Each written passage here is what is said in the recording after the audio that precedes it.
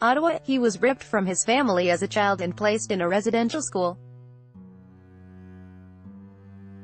He survived abuse at the school and later went on to become a lifelong advocate for the rights of Indigenous peoples in Canada.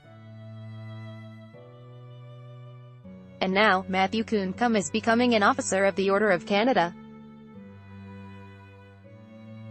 Grand Chief Matthew Kuncombe will be appointed an Officer of the Order of Canada, along with Beverly Jacobs and Cindy Blackstock. All three have been vocally critical of the federal government's treatment of and relationship to Indigenous peoples. Sean Kilpatrick, the Canadian Press file photo, but don't expect Kuncombe to wax poetic about Prime Minister Justin Trudeau, or his oft-repeated commitment to renew the federal government's relationship with Indigenous peoples. I'm not too fond of his leadership.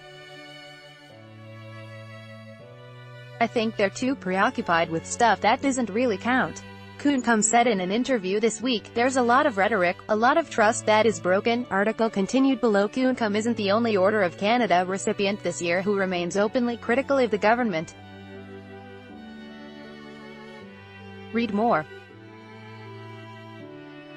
Quebec Indigenous leaders renew call for police inquiry after abuse charges aren't laid. Manitoba families push for Indigenous-led MMIW inquiry, want commissioners to resign. Opinion, reforming child welfare first step toward reconciliation. Beverly Jacobs, an Indigenous activist who was an early voice in sounding the alarm about missing and murdered Indigenous women, said she couldn't believe she was even chosen for the honor.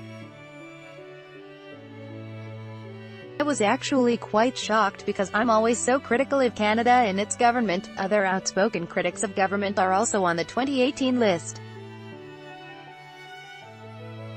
Cindy Blackstock has battled Ottawa for more than a decade over Indigenous child welfare, while former Auditor General Sheila Fraser recently reviewed and found fault with the way the RCMP deals with sexual harassment complaints.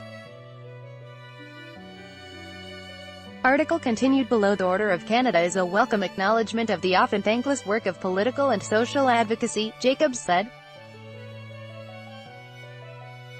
But it's not going to keep her from being critical of the government when such criticism is called for.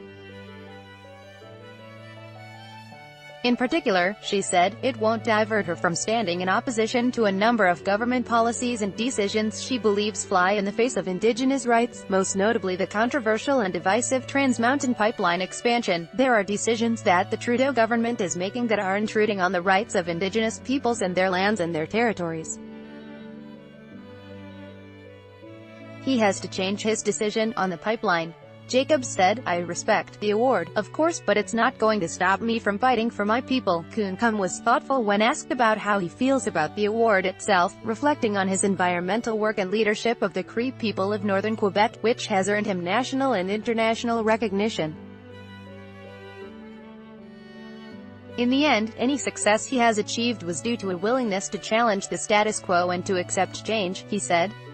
There's a lesson there for Indigenous peoples as they continue their fight for recognition of rights and reconciliation, he added. I think the government needs to go back to the Indigenous communities and involve the members and the community representatives and look at community projects that will benefit the people, and also to implement the treaties or the modern land claims agreements. Kuncombe said, I always believe that sometimes in order to build or to plant, you must dismantle, uproot, tear down those structures and do things you've never done before.